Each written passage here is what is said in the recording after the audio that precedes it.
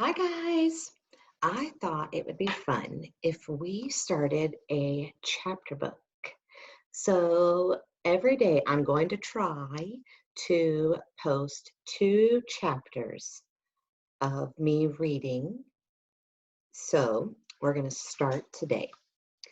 This story is part of the Jigsaw Jones mystery books, and today's book is called The Case from Outer Space. Chapter 1, A Knock on the Door. Call me Jones, Jigsaw Jones, private eye. I solve mysteries for $1 a day. I make problems go away. I've found stolen bicycles, lost jewelry, and missing parakeets. I've even tangled with dancing ghosts and haunted scarecrows. Mysteries can happen anywhere, at any time. One thing I've learned in this business is that anyone is a suspect. That includes friends, family, and a little green man from outer space. Go figure. It was a lazy Sunday morning. Outside my window, it looked like a nice spring day. The sky was blue with wispy clouds that looked like they had been painted by an artist. A swell day for a ball game. Or a mystery. Maybe both if I get lucky. I love how the author describes the setting. It really helped me picture where this is taking place. I was standing at my dining room table staring at a 500-piece jigsaw puzzle.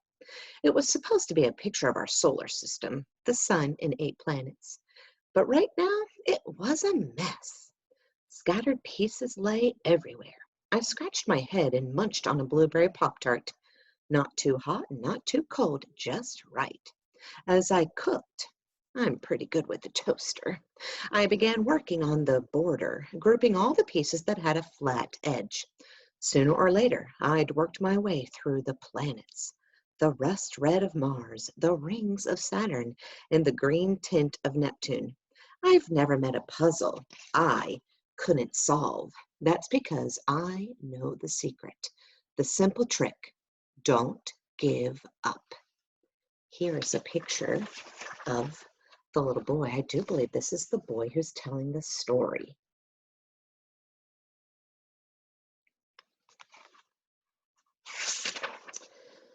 My dog Rags leaped at the door. He barked and barked. A minute later, the doorbell rang. Ding-a-ling, ding-dong. That's the thing about Rags. He's faster than the doorbell. People have been coming to our house all his life. But for my dog, it's always the most exciting thing that ever happened. Every single time. Get the door, Worm, my brother Billy said. He was sprawled on the couch reading a book. Teenagers. Why me? I complained. Because I'm not doing it. Billy kept reading. Rags kept barking. And the doorbell kept ringing. Somebody was in a hurry. I opened the door. Joey Pignano and Danica Starling were standing on my stoop. We were in the same class together, room 201, with Mrs. Gleason. Hey, Jigsaw, Danica waved. She bounced on her toes. The bright beads in her hair clicked and clacked. Boy, am I glad to see you, Joey exclaimed. He burst into the room. Got any water? I would invite you inside, Joey, I said, but you beat me to it. Danica smiled. I think this is a picture of the brother sitting on the couch reading, yelling. I ate half a bag of Jolly Ranchers this morning, Joey announced. Now my tongue feels super weird. That's not good for your teeth, I said. Joey looked worried. My tongue isn't good for my teeth. Are you sure? They both live inside my mouth. Never mind, I said. Pipe down, guys, Billy complained. I'm reading here. Come into the kitchen, I told Joey and Danica. We'll get fewer complaints. Besides, I've got grape juice. It's on the house. On the house? Joey asked. Is it safe? I blinked. What? You keep grape juice on your roof? Joey asked. Dana gave Joey a friendly shove. Jigsaw said on the house. He means it's free, Joey. she said, laughing.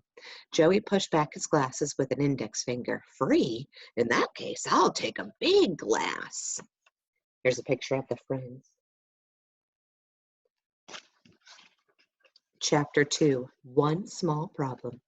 I poured 3 glasses of grape juice.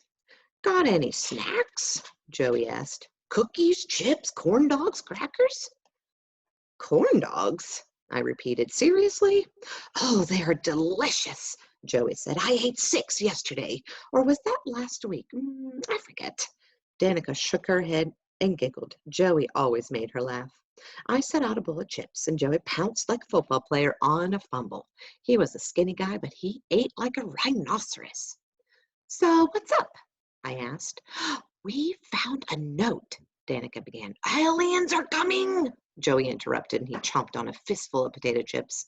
I waited for Joey to stop chewing. It took a while. Dee-dum, I finally asked. What do you mean, aliens? Aliens, Jigsaw, he exclaimed. Little green men from Mars, from the stars, from outer space. Here's a picture of them all talking. I looked at Danica and she shrugged, palms up. Maybe, she said. You never know. I took a long swig of grape juice. You mentioned a note? I said to Danica. She sat tall, eyes wide. It's very mysterious, Jigsaw. That's why we came to you. Narfle, snarfle, Joey mumbled, his mouth still full of chips. I leaned back in my chair. I shoved my hands into my pockets. They were empty. Business has been slow. I was a detective without a case. Let me make a phone call, I said. I never work alone. My parents' name is Mila Ye. We split the money. My partner's name, I'm sorry, not parents. My partner's name is Mila Ye. We split the money down the middle, 50-50.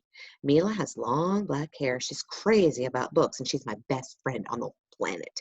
Together, we make a good team.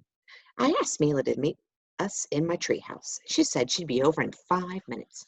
It took her 3.5. Mila just lived next door, and she was as quick as a rabbit.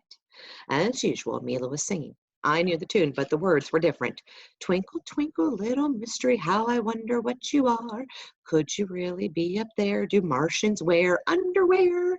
You're funny, Danica said, and she beamed a warm smile in Mila's direction. Grinning, Mila sat down, crisscross applesauce. We gathered in a snug circle. There was no choice. My treehouse wasn't exactly a palace. I'm not complaining, but I don't go up there on windy days. Mila's eyes were active and alert. They moved from Joey to Danica before settling on me. Aliens, huh? Mila said. From outer space, Joey said. Uh-huh, Mila replied.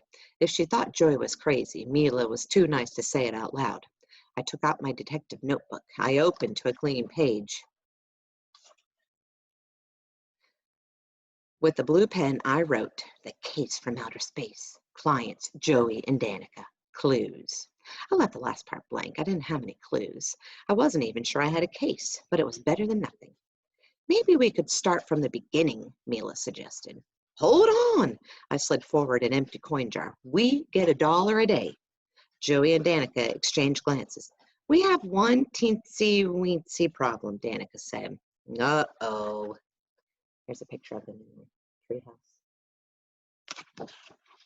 No money, Joey confessed. We're flat broke, Danica said. That's the worst kind of broke, I sighed. Maybe we could trade, Joey offered. He reached into his back pocket.